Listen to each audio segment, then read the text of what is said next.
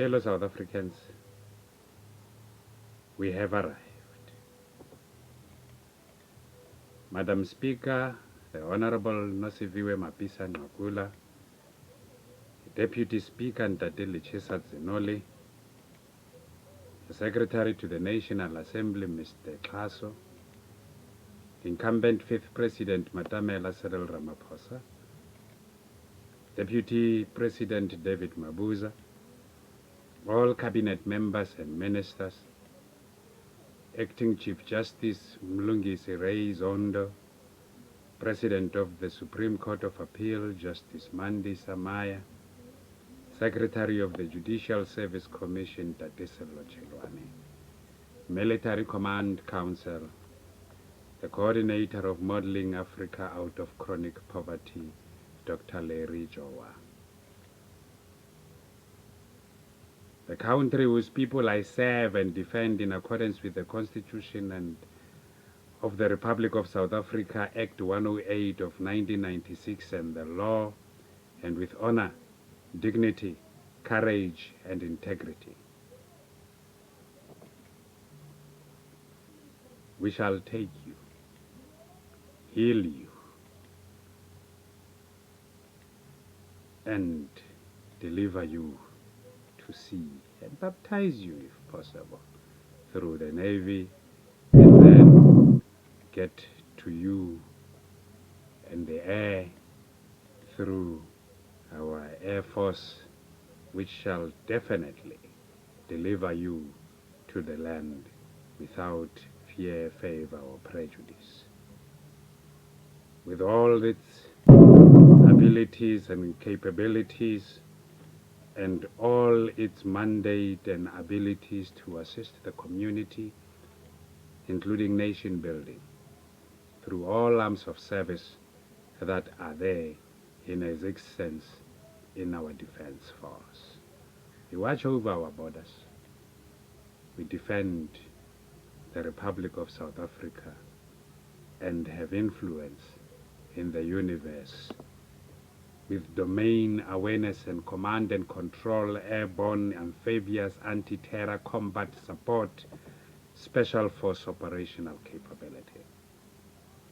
Defense concepts, complex war fighting, expeditionary, concurrency, campaign quality, interoperability, and rapid response, including operational systems that includes maneuver, power protection, sustainment, naval operations, army operations, air operations, and all the army operations that compose of the discipline that is able to operate and serve in defense and security of the Republic and Africa and her people at large. It is correct that our naval capability also consists of combat support capability, mine warfare capability, marine capability, inshore and offshore patrol capability, submarine capability, autonomous surface warfare, and domain awareness and command and control. It is true that our air operational capability is also deployable in support capability, maritime combat support operations, air mobility operations, and then air combat operations, which also is dominant in awareness and command and control. It is with truth that the importance of health of each member of the defense force and those of the nation that we serve and defend in accordance with the Constitution and the law is also an integral part of combat support, specialist health support, force health sustainment, and force health protection. Military health operation capability is what we also have. Now we find ourselves into a reality where one does not know whether or not they have the power as the end does, having regard of this colonial effect to the black men and their ability and their land and the actual power that they possess. It is indeed true that we have been colonized. We have been seen as ants. We have been seen as workers working for the master, and the master seeing us as slave for subjecting us into forced labor, servitude, to live and struggle, strive, or attempt for freedom in South Africa, our land. Let us live and enjoy freedom. If a man vow a vow unto the Lord, or swear an oath to bind his soul with a bond, he shall not break his word. He shall do according to all that proceedeth out of his mouth. I have raised him up in righteousness, and I will direct all his ways. He shall build my city, and he shall let go my captives, not for price nor reward, said the Lord of hosts unto Sylvester, Vulani, Madala, Mangolele.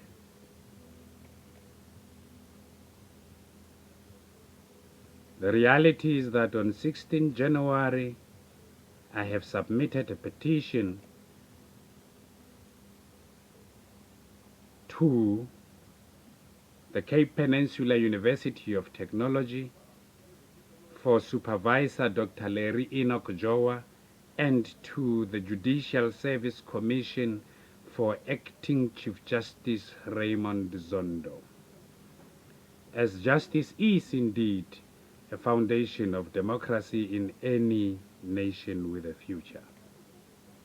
Constitutional order mandates me to act in terms of Section 56 of the Constitution and petition, represent or submit this evidence or information before the National Assembly and in terms of Section 57 of the Constitution. The National Assembly may determine and control its internal arrangements, proceedings, and procedures, and make rules and orders concerning its business, with due regard to representative and participatory democracy, accountability, transparency, and public involvement.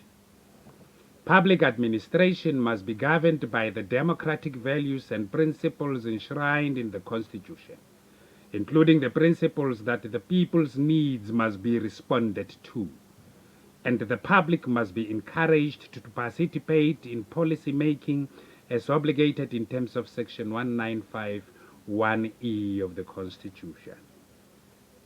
It is correct that at page 2, the national anthem was sent to both Dr. Jowa and the Chief Justice through his office, Mr. Sello Chilwane, as Secretary of the Judicial Service Commission. And in that regard, we have antithetical to the constitutional obligation that must be performed diligently and without delay, the incumbent fifth president, Matamela Cyril Ramaphosa, is subjecting all persons into slavery to live and struggle, strive, or attempt for freedom in South Africa, our land. To correct an invalid law or conduct inconsistent with the Constitution as the supreme law of the Republic, the incumbent sixth president, Lieutenant Commander Sylvester Vulani Madala Mangolele, diligently and without delay fulfill the constitutional obligation imposed at Section 13 of the Bill of Rights, that no one may be subjected to slavery, servitude, or forced labor, for all to live and enjoy freedom in the universe, our home. It is correct that the Constitution is the supreme law of the Republic. Law or conduct inconsistent with it is invalid, and the obligations imposed by it must be fulfilled. Papa O Teng, Defender and Protector of the Republic of South Africa. Matamela Cyril Ramaphosa, you are under arrest in your capacity as the incumbent 5th President of the Republic of South Africa for an offense of torture or slavery, servitude or forced labor or serious violation of the Constitution or the law, serious misconduct, inability to perform the functions of office. You have the right to remain silent. Any statement you voluntarily make may be admissible as evidence against you at your trial. You have the right to be brought before a court within 48 hours and the right to legal representation to defend a conviction of imprisonment for life as an accused person who, while owing allegiance to the Democratic Republic of South Africa and acting in concert and with a common purpose and in breach and violation of such allegiance, wrongfully, unlawfully, and with hostile intent against the country or its people, including Lieutenant Commander Sylvester Vulani Madala Mangolele, hereinafter called the appellant, namely to commit torture, attempt to commit torture, or incite, instigate, command, or procure any person to commit torture or participate in torture or conspire with a public official to aid or procure the commission of or to commit torture and to subvert or overthrow the state or to disturb, impair, or endanger the existence, independence, security, safety, or authority of the state, did in their natural or juristic nature as officials, employees, or representative of an organ of state who owes allegiance to the Republic and engages in conduct within or outside the Republic with the intention of unlawfully impairing, violating, threatening, or endangering the existence, independence, or security of the Republic, unlawfully changing the constitutional structure of the Republic, unlawfully overthrowing the government of the Republic, or unlawfully coercing by violence the government of the Republic into any action or into refraining from any action. It is indeed true that a manner of arrest is in terms of Section 39 of the Criminal Procedure Act.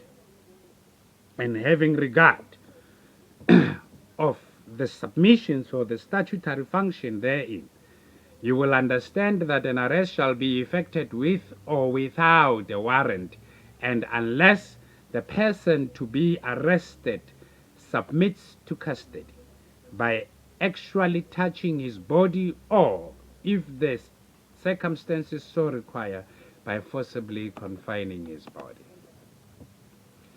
The person affecting arrest shall, at the time of affecting the arrest or immediately after affecting the arrest, inform the arrested person of the cause of arrest, or, in the case of an arrest effect by virtue of a warrant, upon demand of a person arrested, hand him a copy of the warrant. The effect of an arrest shall be that the person arrested shall be in lawful custody, and that he shall be detained in custody until he is lawfully discharged or released from custody. Arrest by a peace officer is such that when one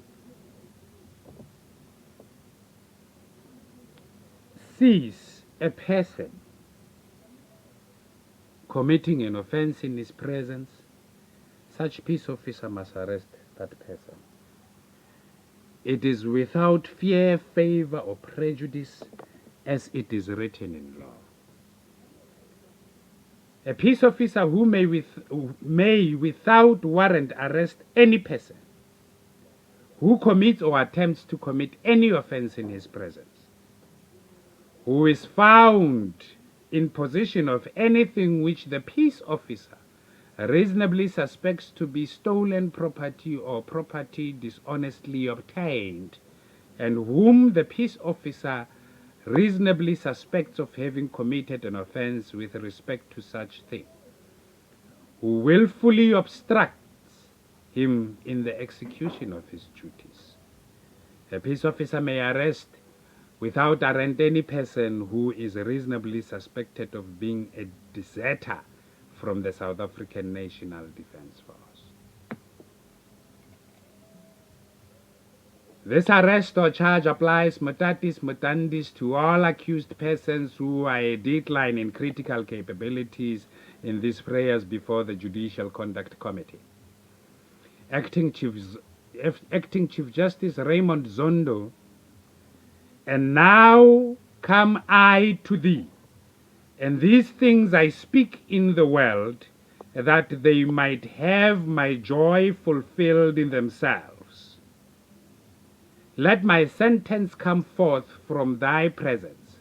Let thine eyes behold the things that are equal, where constitutional supremacy and the rule of law obligates the judiciary which you are head of to fulfill, uphold, defend, and respect that, despite any other law to the contrary, including customary international law, the fact that an accused person is or was a head of state or government, a member of a government or parliament, an elected representative or a government official, or was under a legal obligation to obey a manifestly unlawful order of a government superior, is neither a defense to a charge of committing an offense referred to in this section, nor a ground for any possible reduction of sentence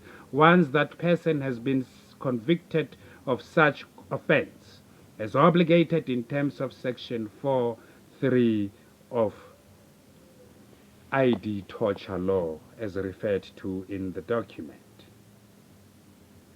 It is indeed true that, and I wrote this same unto you, lest when I came I should have sorrow from them of whom I ought to rejoice, having confidence in you all, that my joy is the joy of you all.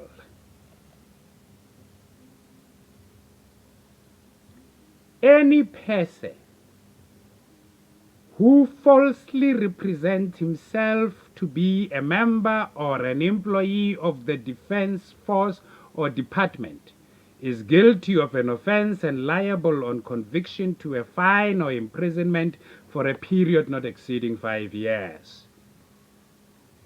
Any person who obstructs or interferes with the defense force in the execution of its duties in terms of this Act or the Constitution is guilty of an offense and liable on conviction to a fine or imprisonment for a period not exceeding 25 years.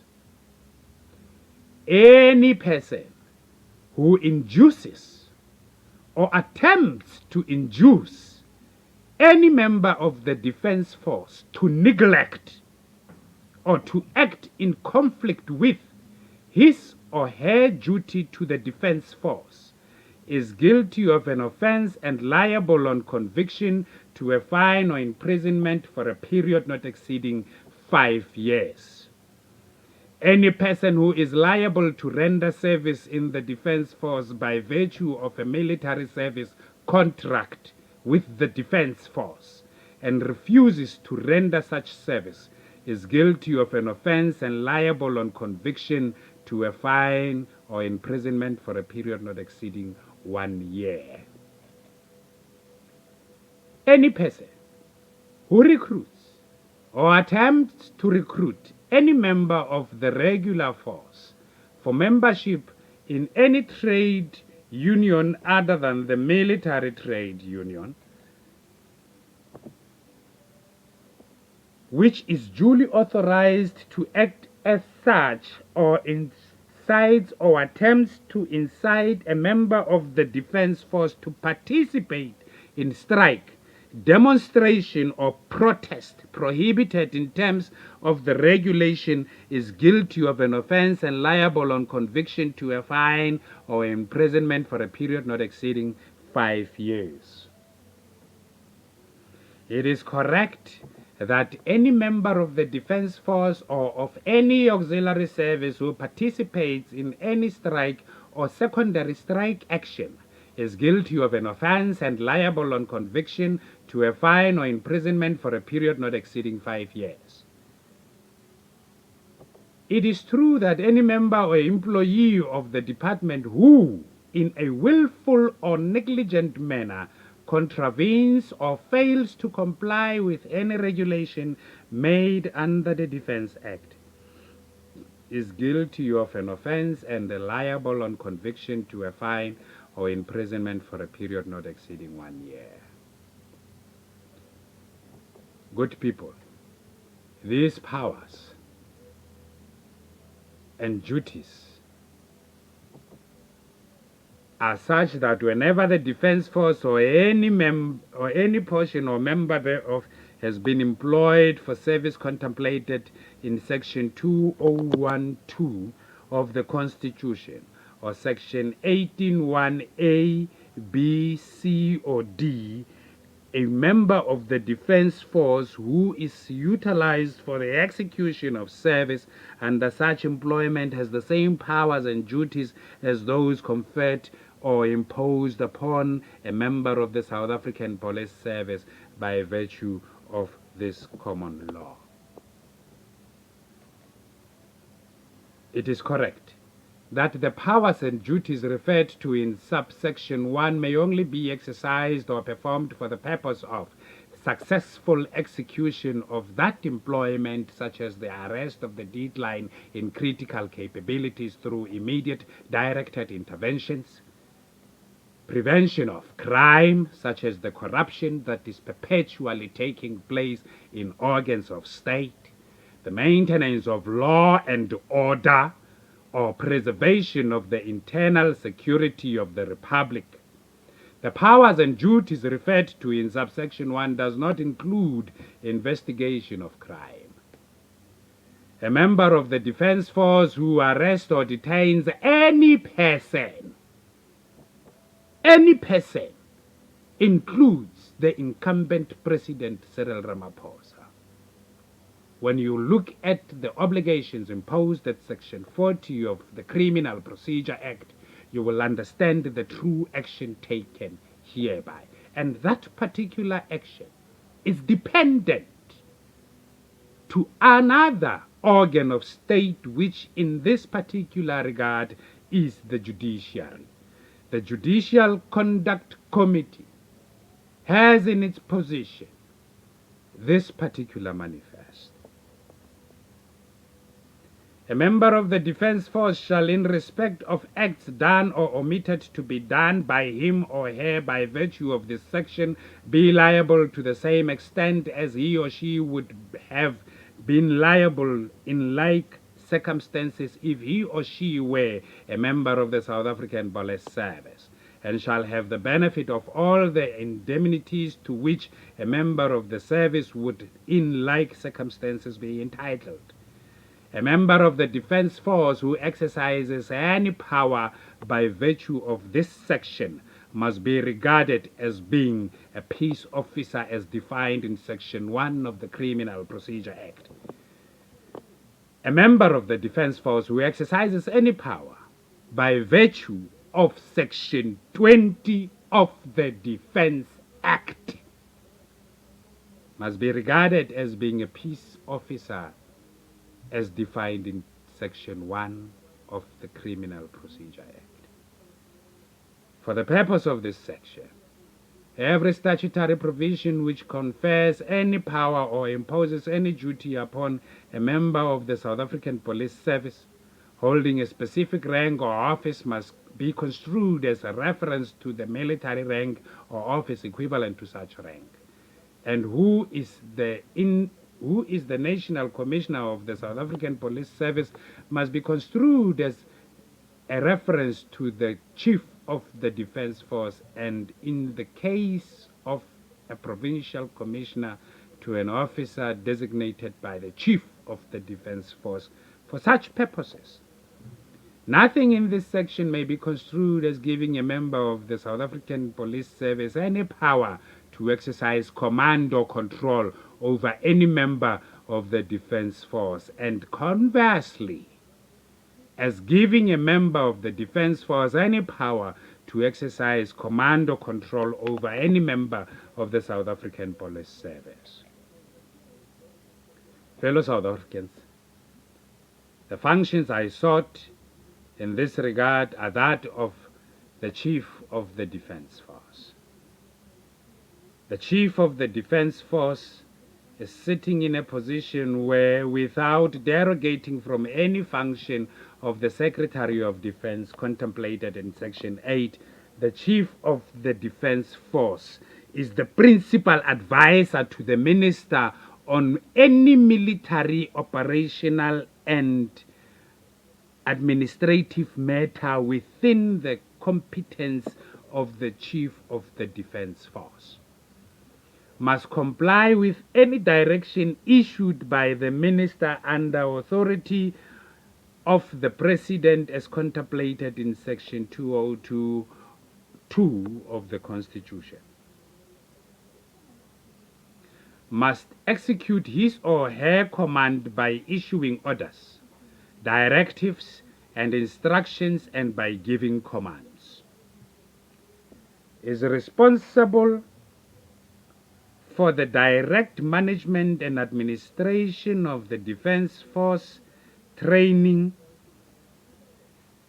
of the Defence Force in an efficient way, and including the effective utilization of the defence, and the education, training, and development of all members of the Defence Force and employees of the department where so required by the Secretary for Defence, is responsible for the execution of approved programs of the budget for the Defence Force, must supply the Secretary for Defence with such information with regard to the Defence Force as may be required by the Secretary for Defence, is responsible for the employment of the Defence Force in accordance with an authorization in terms of Section 2012 of the Constitution and Section 18(1) of this Act, is responsible for the training of members of the Defence Force to act in accordance with the Constitution and the law, including customary international law and international agreements binding on the Republic. And every time I ask for this particular service in this particular number, I am denied such a service.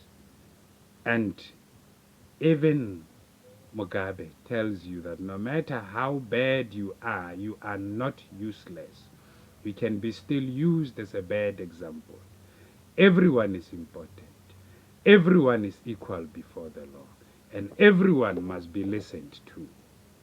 As it is true that the Chief of the South African Defence Force, National Defence Force, is responsible for the maintenance of such military response capability as may be authorized by the Minister. The Chief of the Defence Force is responsible for planning for contingents which may require the use of the Defence Force. He is also responsible for the maintenance of such military response capability as may be authorized by the Minister. Must manage the Defence Force as a disciplined military force and is responsible for the development of non-racial, non-sexist, and non-discriminatory institutional culture within the Defence Force in accordance with the Constitution and the departmental policy on equal opportunity and affirmative action. It is correct that we are in a situation where we cannot run anymore. The state of our nation is a South African reality in which constitutional order and democracy are threatened by corruption. In all the three spheres, in all the three spheres of executive power in our country is the root of our constitutional disorder which sustains this corruption. We have all answered the call to lend a hand only to be subjected into perpetual slavery, servitude, or forced labor to live and struggle, strive or attempt for freedom in South Africa, our land, and antithetical to not only to the Bill of Rights at Section 13, but also to a multi-party system of democratic government rooted in the founding values of human dignity, the achievement of equality, and the advancement of human rights and freedoms in one sovereign, democratic state of non-racialism and non-sexism, supremacy of the Constitution and the rule of law, including universal adult suffrage, national common voters' roll, and regular elections to ensure accountability, responsiveness, and openness.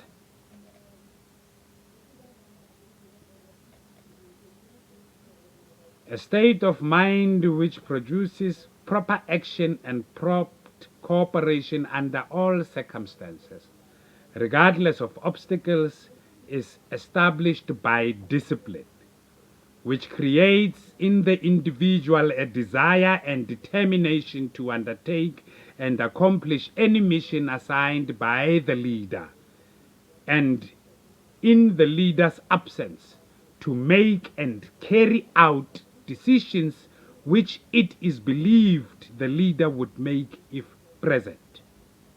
In simple terms, in the absence of the commander-in-chief,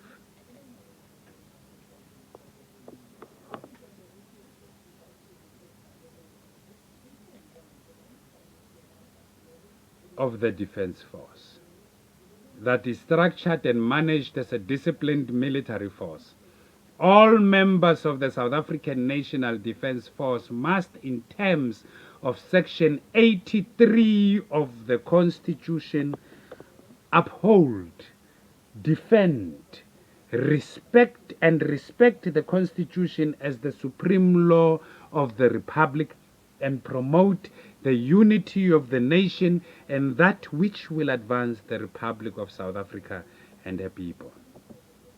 To separate father from daughter and or son by using the court system, which is designed to uphold and maintain as paramount the best interest of all child at all times in every matter concerning all children, does not promote the unity of the nation. The incumbent President Cyril Ramaphosa has failed to unite Sylvester Vulani Madala Mangolele with Nyeko Mangolele and Aluta Songelwa. The judiciary has failed to do same. All organs of state have failed to do same. The defense force shall not fail. The demonstrable devastating effects of the COVID-19 pandemic has left our people in a state of despair, and assured leadership that is accountable to them is required. The supremacy of the rule of law is undermined at the highest office only to support criminal activity, corruption, apartheid, and misconduct. To fulfill a simple constitutional truth that everyone has the right to freedom and security of the person, which includes the right not to be tortured in any way, is a constitutional disorder resulting to incapacity, gross incompetence, or gross misconduct by judicial officers operating under influence with fear, favor, or prejudice. This is the African reality which we face. And this African reality is a responsibility of all. The trade routes in our African continent, and in particular sub-Saharan Africa, and our inescapable continental leadership role as South Africa is something that no one can take into disadvantage. To measure the performance of the DoD is in accordance with the principles outlined at Section 2A of the Defense, which mandates the minister and any organ of state defined in Section 239 of the Constitution, as well as all members of the Defense Force and any auxiliary service and employees, must, in exercising any power or performing any duty in terms of this Act, have regard of the principle of the following principles. The formulation and execution of defense policy is subject to the authority of Parliament and the National Executive. The primary object of the Defense Force is to defend and protect the Republic, its people, and its territorial integrity. You will understand the true reality of this particular matter when it comes to its actual terms that are before you. The prevention emphasis is placed on the prevention of conflict through peaceful means by enhancing cooperation and collaborative on security matters. Prevention requires a national ability to peacefully reduce, diffuse, or resolve potential conflict and dispute through primarily political and diplomatic means. The spectrum of preventative efforts may extend from that of cooperation and collaboration between parties or states to that of negotiation or arbitration. South Africa's prevention capability is primarily vested in the political, legal, diplomatic, and intelligence dimension of state authority.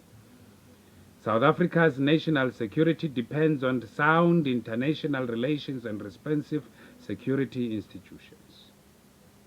South Africa will protect and secure its sovereignty, territory, national interest, and people through harnessing the cumulative capacity of all elements of state power. Notwithstanding the vast contribution made by all other organs of state, the Defense Force plays a pivotal role in this regard, with most defense capabilities organized towards the defense and protection of South Africa, its territory, and its people. The defense responsibility will inter alia extend to aspects such as defending the Republic against armed aggressions and threats to the constitutional order, the execution of national tasks such as border safeguarding, maritime security, cyber security, and airspace defense, the protection of vital maritime, air, and land trade routes, good order at sea and in the airspace, and the safety and security of trade and transport port hubs. Fulfilling South Africa's international treaties obligations, the safeguarding of South Africa's key infrastructure, assisting civil authority with the enforcement of the rule of law and the maintenance of public order and security. It is correct that we are in the era of the defense review. And in this defense review, it requires all members of the defense force to actively engage and participate in the dictates of the review itself. You will find it to be true that when we look at what we have achieved since 2015, has been a disastrous reality in which one lieutenant commander has been left in the streets. The terms that are encapsulated in this particular defense review are the terms that have been missed by all organs of state in any event in relation to one called Lieutenant Commander Sylvester Vulani Madala Mangolele. And the reality of his reality is the reality of your reality. The reality in which Cabinet statement on March 2014 approved the South African Defence Review and directed it be tabled in Parliament. The review provides a long-term defence trajectory and defence strategic trajectory to be pursued by the country over the next four medium-term strategic framework periods. The document will be shared with the public as they participated in the public consultation that were held across the country in the past year. The State of the Nation Address, 17 June 2014. The South African National Defence Force has been a source of national pride as it participated in peacekeeping missions on the continent. The role will continue, and the government is looking into the resourcing of the SANDF mandate in line with the recently conducted defense review. To make this program of action forward, the Deputy President and I will be meeting with ministers and deputy ministers to discuss the detailed implementation plans for such department. Each minister will sign a performance agreement with Presidential outlining what each department will do to deliver on the program of action.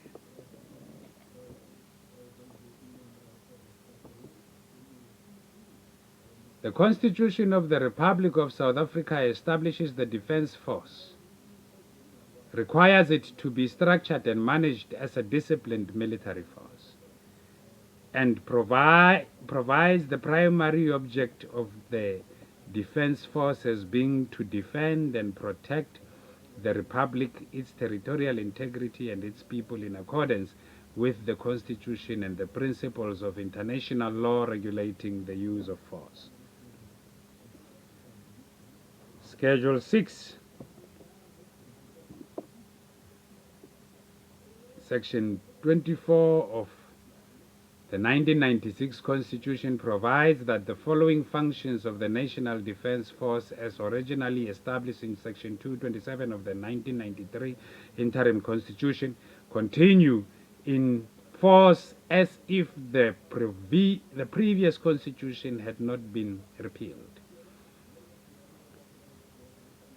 For service in the Defence Force, the Republic, for the protection of its sovereignty and territorial integrity, for the service in compliance with the international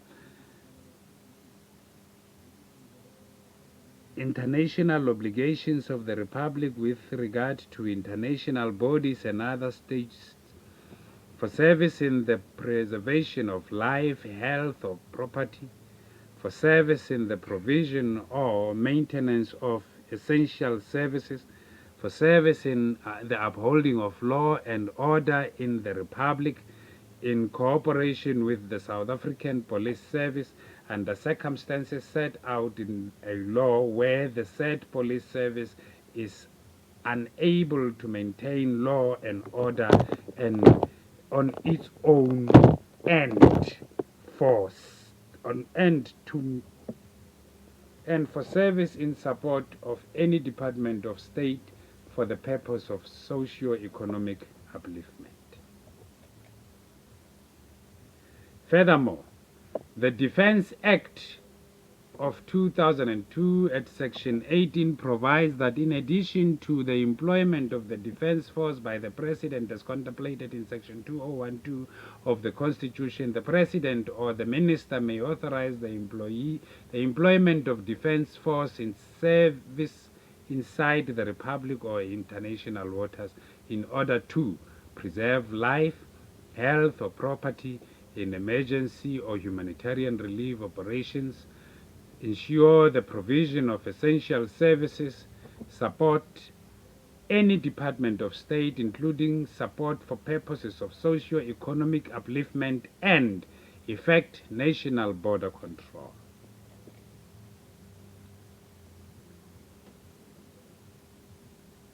South Africa's national security focuses on the interrelated priorities of national sovereignty, territorial integrity, constitutional order, the security and continuance of national institutions, the well-being, prosperity and upliftment of the South African people, the growth of the economy and demonstrable good governance.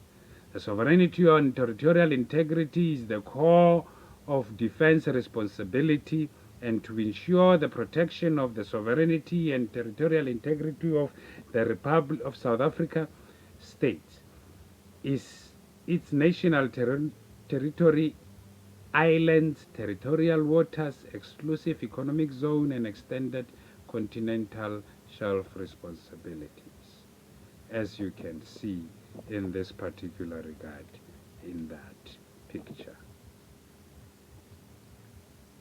Good people, the defense of South Africa against any threat to its sovereignty, territory, national interest, or its people will remain the primary defense priority. All other defense responsibility will be executed and managed according to priorities dictated by circumstances at the time.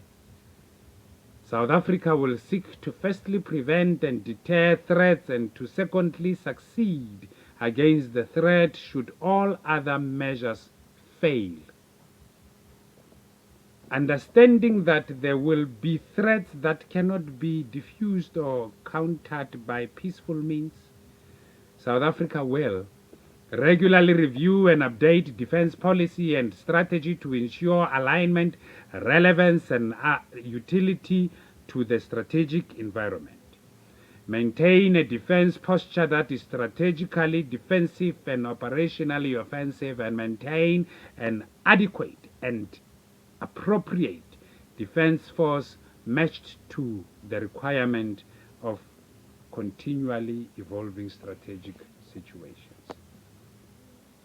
The defense force is a unique instrument, an important lever of power at the disposal of the state, and it's consequently at the core of its national security. The defense force provides the means of last resort when all other instruments of state are unable to protect or defend South Africa. Should peaceful means and deterrence fail, or the level of aggression preclude a peaceful resolution, South Africa may consider the use of appropriate and relevant force. Good people, we have leaders that leads us. And leadership is nothing else but simply preparing for tomorrow. When you cannot prepare for tomorrow, simply you cannot lead. The Honorable Mapisa Ngakula has prepared this today, yesterday, for us. And to deliver in her promise that national security will be pursued through the coordinated application of all means of state power, political, diplomatic, information, economic, social, and military, to meet national goals and objectives and the political, economic, social, environmental, and cultural and aspirations of South Africa's people. She has said, Section 198 of the 1996 Constitution requires that national security must reflect the resolve of South Africans as individuals and as a nation to live as equals, to live in peace and harmony, to be free from fear and want, and to seek a better life. The resolve to live in peace and harmony precludes any South African citizen from participating in armed conflict nationally or internationally, except as provided for in terms of the Constitution and national legislation. National security must be pursued in compliance with the law, including international law. And it is true that national security is subject to the authority of Parliament and the national executive, as obligated in terms of Section 198D of the Constitution.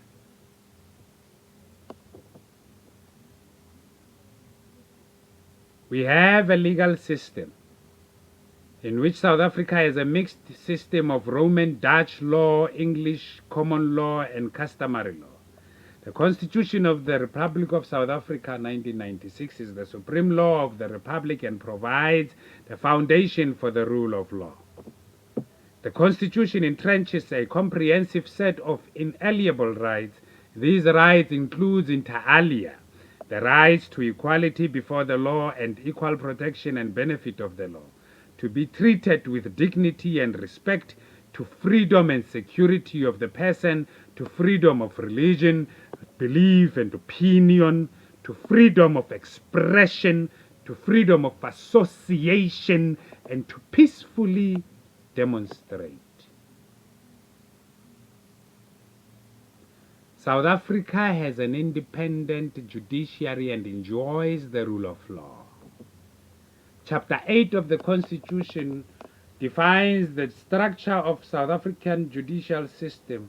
This chapter also guarantees the independence of the courts and requires other organs of state to assist and protect the courts in order to ensure their independence, impartiality, dignity, accessibility, and effectiveness.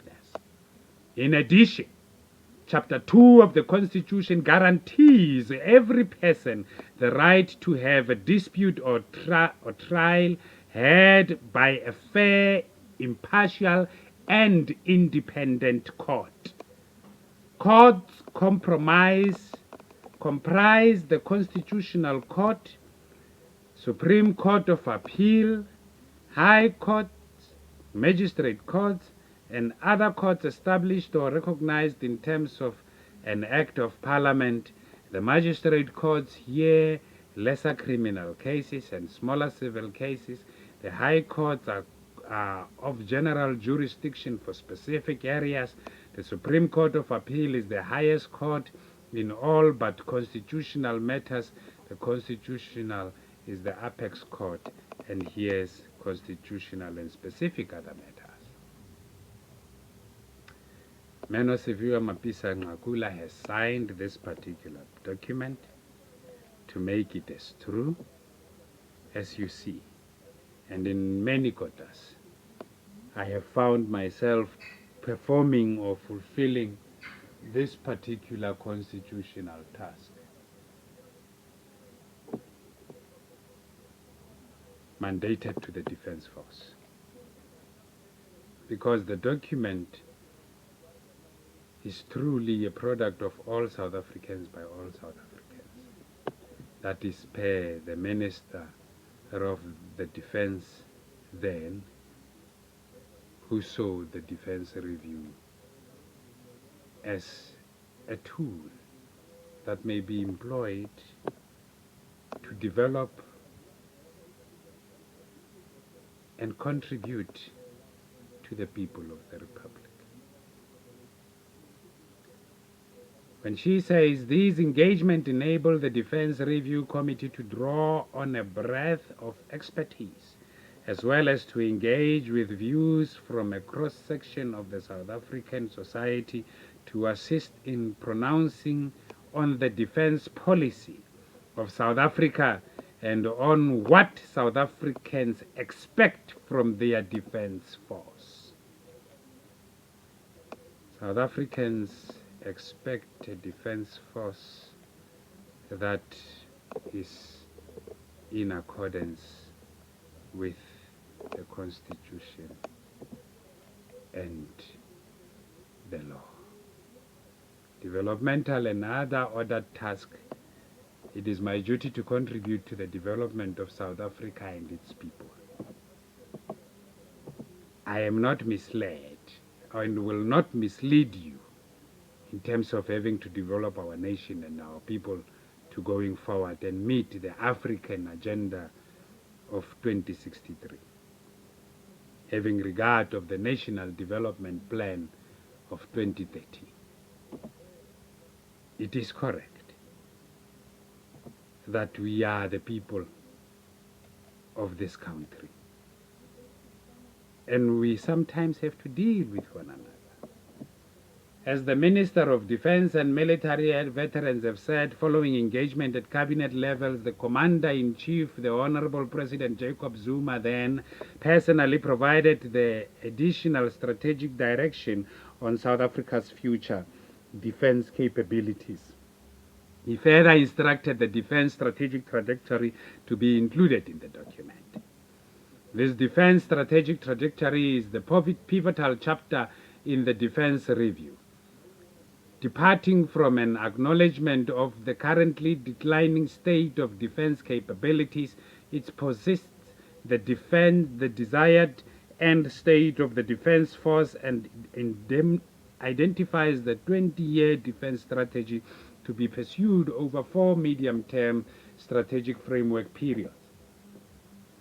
This strategy is founded on 5 milestones, each milestone specifying an estimated budget requirement, personal targets, the requirement number of operational units, required capabilities, programs, and organizational interventions to be pursued.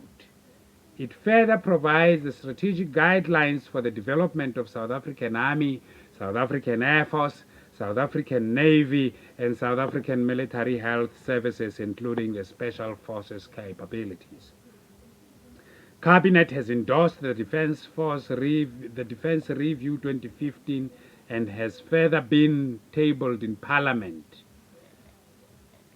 And the chairperson also had his views in this particular regard. I thank you and will pause here.